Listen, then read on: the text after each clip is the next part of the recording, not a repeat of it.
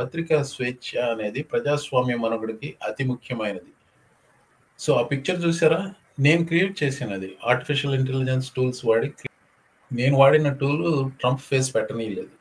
నేనే ఏదో ఫోటోషాపింగ్ చేసి దాన్ని అట్లా పెట్టాను.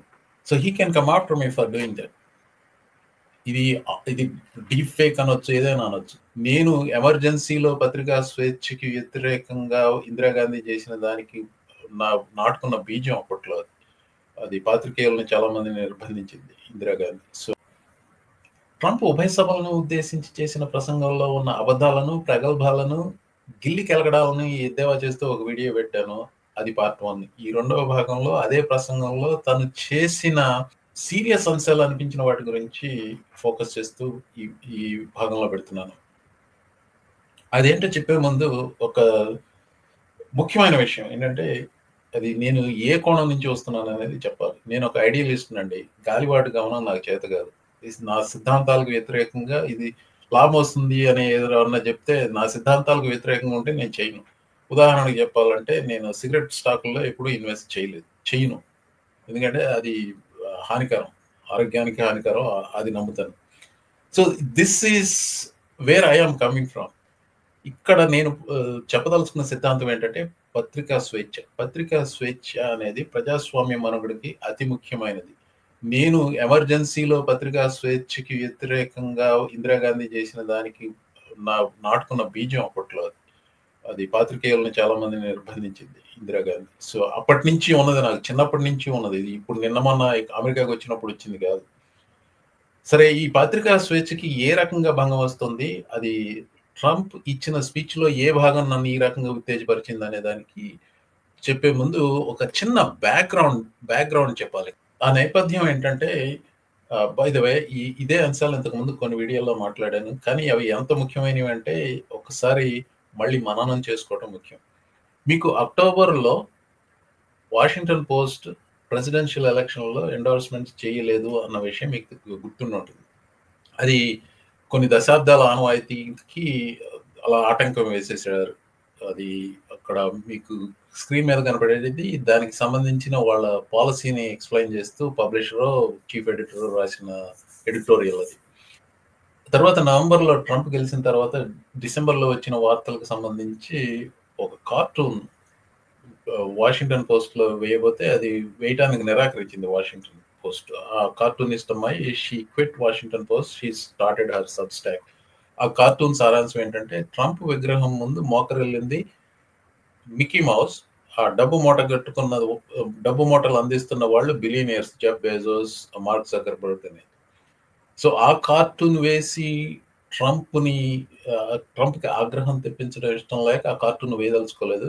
ఆమె బయటకు వెళ్ళిపోయి. సో ఇంతవరకు డ్యామేజ్ లేదు, pressure didn't come from Trump కదా, అంటే స్వచ్ఛందంగా జరుగుతుంది ఇది వాషింగ్టన్ పోస్ట్లో. ఆ తర్వాత ఇంకేం జరిగింది, ట్రంప్ ప్రమాణ స్వీకారం చేసిన తర్వాత జెఫ్ బెజోస్ ఒక పబ్లిక్ లెటర్ రాశాడు అందరికి. అందులో ఏమన్నాడంటే, వాషింగ్టన్ పోస్ట్ ఇక మీద అసలు ఎడిటోరియల్లో కేవలం 2 అంశాల గురించే రాస్తారట ఎడిటోరియల్ పేజ్లో. ఏంటి, సివిల్ లిబర్టీస్ గురించి, అలాగే ఫ్రీ మార్కెట్స్ గురించి రాస్తారట. అంటే మిగతా విషయాల గురించి ఏమి మాట్లాడరట. ఆ మిగతా విషయాల్లో ఏమన్నా పాలిటిక్స్ ఉంది, పాలిటిక్స్ కి సంబంధించిన ఒపీనియన్స్ చేయరట. ఎందుకట, today the internet does that job of Washington Post editorial. That is what Jeff Bezos said.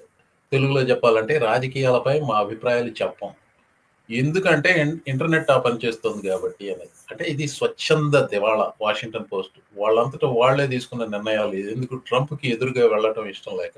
ఆ పైన మీకు ఈ ఏబీసీకి సంబంధించిన లాసూట్ గురించి తెలిసి ఉంటుంది. ఇదేంటంటే, ట్రంప్ ఎన్నో $1 మిలియన్ ఏబీసీని సూ చేశాడు. ఎందుకు, జార్జ్ స్టెఫనాఫలస్ ఒక ఇంటర్వ్యూలో ట్రంప్ను రేపిస్ట్ అన్నందుకు. జార్జ్ స్టెఫనాఫలస్ రేపిస్ట్ అని ఎందుకు అన్నాడంటే, జడ్జి తన ఒక రిటర్న్ ఒపీనియన్ లో ఇచ్చిన క్లారిఫికేషన్ ఆధారంగా అన్నాడు, అతనేం బేసిస్ లేక అనలేదు. అంటే ఈ కేసులో ఏబీసీకి మంచి పట్టు ఉంది, స్ట్రెంగ్త్ ఉన్నప్పటికీ కూడా ఎందుకు వీడితో వచ్చిన గొడవ అని చెప్పేసి $15 మిలియన్ సెటిల్ చేసుకున్నారు. That included $1 million lawyer fee. అంటే లా సూట్స్ ఆయుధంగా వాడుకుంటూ ప్రెస్ కి మీదకు వెళ్తున్నాడు ట్రంప్, లా సూట్స్ ఆధారంగా చేసుకుని. Defamation case. ఫేస్బుక్ 2021 జనవరిలో ట్రంప్ని ఇన్స్టాగ్రామ్ నుంచి ఫేస్బుక్ నుంచి సస్పెండ్ చేసింది. దాని మీద కూడా సూ చేసాడు. దానికి వాళ్ళకి అసలు ఏ విధమైన ప్రెషరే లేదు. అయినా కానీ దాన్ని సెటిల్ చేసుకుని $25 మిలియన్ ట్రంప్కి ఇచ్చారు. ఆ $25 మిలియన్ వాళ్ళకి ఇవ్వాల్సిన అవసరం లేదు. ఒకటి, ఎందుకంటే ఫేస్బుక్ గెలిచేసి ఉండేది. రెండోది, ఇంకోటి ఏమంటారంటే లీగల్, నేను ఫాలో అయ్యే టాప్ లాయర్స్ అంతా వీళ్ళు అనేది ఏంటంటే దట్ ఈస్ లీగలైజ్డ్ బ్రైబ్. ఆ రకంగా ట్రంప్కి $25 మిలియన్ బ్రైబ్ లంచం ఇచ్చాడు mark Zuckerberg. Biggest lawsuit of all against the press Trump వేసిన వాటిల్లో ఒకటి ఏంటంటే సిబిఎస్ న్యూస్ మీద, అదే 60 Minutesలో కమలా హారిస్ ని చేసిన ఇంటర్వ్యూని ఏదో తనకు నచ్చని విధంగా, తనకి కరెక్ట్ గా డిస్క్రైబ్ చేయాలంటే తనకు నచ్చని విధంగా ఎడిట్ చేశారని చెప్పేసి సూ చేశాడు. వాళ్ళు ఏం చేశారు, అవుట్ టేక్స్ అన్ని పెట్టేశారు, ఓపెన్ గా పెట్టేశారు. అది చూశాను నేను, ఏమి లేదు, there was nothing in it, it's another frivolous lawsuit. కానీ $20 బిలియన్ సూ చేశాడు. So thank God CBS is fighting that. ఇది నిన్న వచ్చిన న్యూస్. ఇది డెఫైయంట్ CBS suddenly comes out swinging in the $20 billion lawsuit filed by Trump. ఈ మధ్యలో ఇంకోటి జరిగింది కదా, అయోవాలో డిమాండ్ రిజిస్టర్ వాళ్ళు ఎలక్షన్స్ ముందు నిర్వహించిన పోల్లో ట్రంప్ ఖచ్చితంగా ఓడిపోతాడు అయోవాలో అని చెప్పిన దానికి, అది ఆన్సల్జర్ పోల్, నేను కూడా గట్టిగా నమ్మేసి ట్రంప్ ఖచ్చితంగా ఓడిపోతాడని నేను అంత ఘంటాబద్ధంగా చెప్పడానికి వన్ ఆఫ్ ద రీజన్స్ ఆవిడ పోలే. ఇక్కడ ఒక విషయం గమనించండి, పోల్ తీసుకొని అది ప్రచురిస్తే అది నిజం కాకపోతే అది ఎవరు తప్పు కాదు. వాళ్ళ అసమర్థత అయి ఉండొచ్చు, లేకపోతే ఆ పోల్ శాంపుల్ తప్పు అయి ఉండొచ్చు, ఎన్ని రకాల కారణాలు అయినచ్చు. కానీ అంతేగాని అది డెలిబరేట్ గా చేశారని చెప్పి పెట్టాడు. So demand register is fighting this lawsuit. So he is using all these lawsuits to silence the press. మరొకసారి చెప్తాను, he is using all these lawsuits to silence the press. అలాంటి నేపథ్యంలో కాంగ్రెస్ లో ఒక బిల్ ఇప్పుడు ఉంది. ఆ బిల్ ఏంటి, it is about deep fakes. దాని వెనకాల ఉన్న ఉద్దేశం అని ఎయిర్ కోర్ట్స్ లో చెప్తున్నాను, ఎందుకంటే ఆ ఉద్దేశం ఏంటి, రిలేషన్షిప్ లో ఉన్న వాళ్ళు, let's say man and a woman, either they are married or they are just boyfriend girlfriend. Revenge pan వాళ్ళు కలిపి ఏదో సెక్స్ యాక్ట్ లో వీడియోలు తీసుకున్నారు, రివెంజ్ పాన్లు ఉంటాయి. లేకపోతే వాళ్ళిద్దరికి సంబంధించిందే కాకుండా కానీ ఏ రకంగా అయినా కానీ డీప్ ఫేక్స్, ఒక పోర్నోగ్రాఫిక్ స్టార్ మీద తన ex girl friend face deep fake వీడియోల్లో పెట్టి, ఎందుకంటే ఇప్పుడు ఆర్టిఫిషియల్ ఇంటెలిజెన్స్ లో చూస్తున్నాం మనం, అవన్నీ క్రియేట్ చేసి ఇంటర్నెట్ లో పెట్టేయచ్చు. అంటే అపఖ్యాతి పాలవటం, దానికి విపరీతమైన పర్యవసానాలు ఉంటాయి కాదంట్లా. ఇప్పుడు దాన్ని ఆడవాళ్ళను రక్షించడం కోసం అన్నట్టుగా మెలానియా ట్రంప్ కూడా దానికి ఛాంపియన్ చేసింది ఈ బిల్లు. ఆ బిల్ని పాస్ చేయవలసిందిగా ఉభయ సభల్ని ఉద్దేశించి చెప్తూ ఇలా అన్నాడు, జాగ్రత్తగా వినండి, మధ్యలో ఒక వాక్యం. Thank you. And thank you to John Thune and the Senate. Great job. To criminalize the publication of such images online is terrible, terrible thing. And once it passes the House, I look forward to signing that bill into law. Thank you. And I'm going to use that bill for myself too, if you don't mind. Because nobody gets treated worse than I do online. Nobody. That's great. Thank you very much. Sarge Vinara, I'm going to use that bill for myself, if you don't mind. He said that. So ఆన్లైన్లో revenge pan పెట్టి, లేకపోతే అందులో deep fakes పెడితే ఏమిటట తప్పు, వాటికి వ్యతిరేకంగా bill అయితే ఏమిటట తప్పు అండి. నిజంగా తప్పు లేదు, ఎగ్జాక్ట్గా అదే పనికి వాడితే పర్వాలేదు. కానీ ఆ బిల్లుని ఎలా వాడగలడో మీకు చూపెడతాను. అది ఏంటంటే, సో ఆ పిక్చర్ చూసారా, నేను క్రియేట్ చేశాను, అది ఆర్టిఫిషియల్ ఇంటెలిజెన్స్ టూల్స్ వాడి.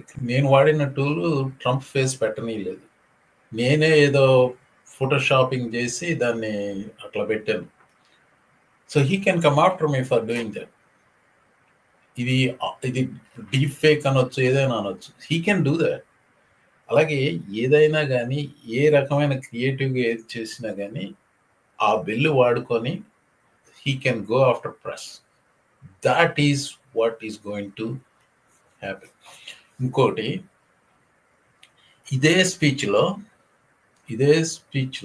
he said, our new Secret Service Director, Sean Curran, to officially make you an agent of the United States Secret Service.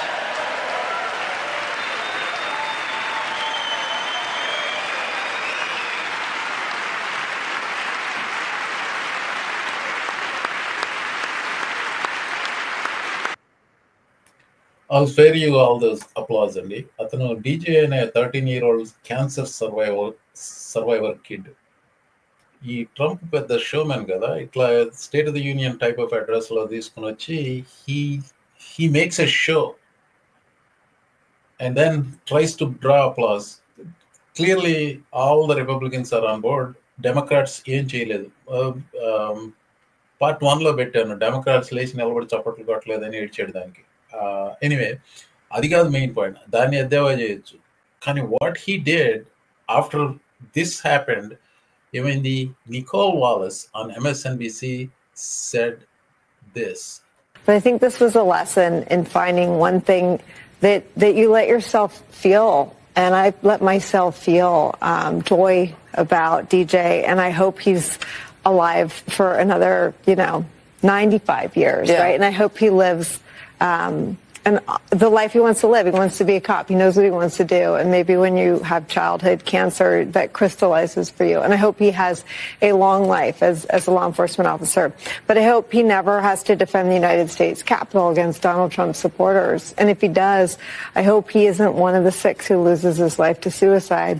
And I hope he isn't one who has to testify against the people who carried out acts of seditious conspiracy and then live to see Donald Trump pardon those people.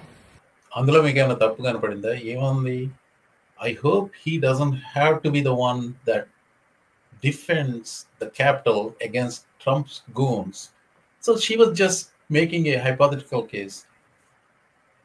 Even if it is done in a little bit of bad taste and a little bit of bad faith, she has that freedom to do it.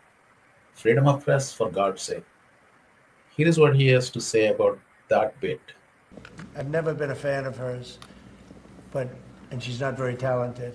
But I'll tell you, what she said the other day about that young man is disgraceful. She should be forced to resign. And Rachel Maddow should be forced to resign. Nobody watches her anyway. I don't know if it's not possible they pay her as much money as I hear, but certainly she's lost all credibility, both of them. But what they said the other day, they should be forced to resign about that young person. Who is suffering greatly. Thank you.